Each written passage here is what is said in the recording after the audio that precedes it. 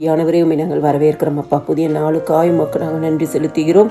லூக்கா 18வது அதிகாரம் 10-14 வரை 2 மனுஷர் ஜெபம் பண்ணும்படி தேவாலயத்திற்கு போனார்கள்.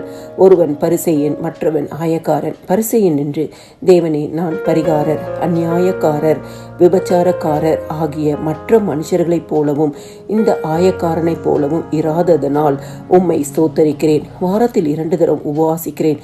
என் சம்பாதித்தி எல்லாம் தசமபாகம் செலுத்தி வருகிறேன் என்று தனக்குள்ளே ஜெபம் பண்ணினான். ஆயக்காரன் தூரத்திலே நின்று தன் கண்களையும் வானத்துக்கு ஏறெடுக்க துணியாமல் தன் மார்பிலே அடித்துக்கொண்டு, தேவனே, பாவியாகிய என் மேல் கிருபையாயிரும் என்றான். அவனல்ல, இவனே நீதிமானாக்கப்பட்டவனாய் தன் வீட்டுக்கு திரும்பி போனான் என்று உங்களுக்கு சொல்லுகிறேன். ஏனெனில் தன்னை உயர்த்துகிறவன் எவனும் தாழ்த்தப்படுவான், தன்னை தாழ்த்துகிறவன் உயர்த்தப்படுவான் என்றார். கிறிஸ்துக்குள் பிரியமானவர்களே, நம்மளுடைய வாழ்க்கையில தேவ சமூகத்துக்கு வரும் பொழுது நம்மளை தாழ்த்தும் போது கர்த்தர் நம்மளை உயர்த்துவார். நம்மளுடைய வாழ்க்கையில எப்பவும் தேவனுடைய சமூகத்துல பாவத்தை அறிக்கை செய்து விட்டுவிடுகிறாய், அவருடைய இரக்கத்தை பெற்றவர்களாய் இருக்கும் பொழுதே கர்த்தர் நம்மை உயர்த்துவார். 1 பேதுரு 3வது அதிகாரம் 12வது வசனம் சொல்லுகிறது, கர்த்தருடைய கண்கள் நீதிமான்கள் மேல் நோக்கமாயிருக்கிறது, அவருடைய செவிகள் அவர்கள் வேண்டுதலுக்கு கவனமாயிருக்கிறது. இந்த நாளிலும் நம்மளோட வாழ்க்கையில கர்த்தருடைய கண்கள் நீதிமான்கள் மேல் நோக்கமாயிருக்கு. நம்மளை தாழ்த்தி ஜெபிக்கும் பொழுது, பாவத்தை விட்டு வெளியே வந்து நம்ம ஜெபிக்கும் பொழுது, மனம் திரும்பி ஜெபிக்கும் பொழுது, கர்த்தருடைய சமூகத்தில் நம்மளை அர்ப்பணிக்கும் பொழுது கர்த்தர் நம்ம மேல் நோக்கமாயிருக்கிறார்.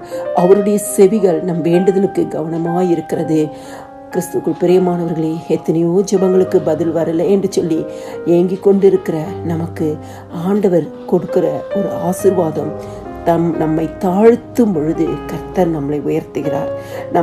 நம்மளுடைய பாவத்தை அறிக்கை செய்து விட்டு அவருடைய இரக்கத்தை கேட்டு நிற்கும் பொழுது கர்த்தர் நம்மளை உயர்த்துகிறார்.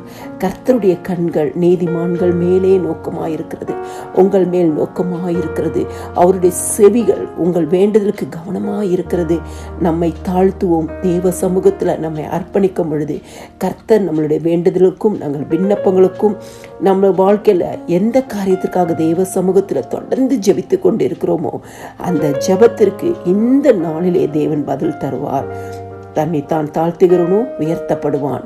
எல்லா துதியும் கனமும் மகிமையும் சோத்திரமும் என் ஆண்டவராக இயேசு கிறிஸ்து ஒருவருக்கே செலுத்துகிறேன். ஆமென்.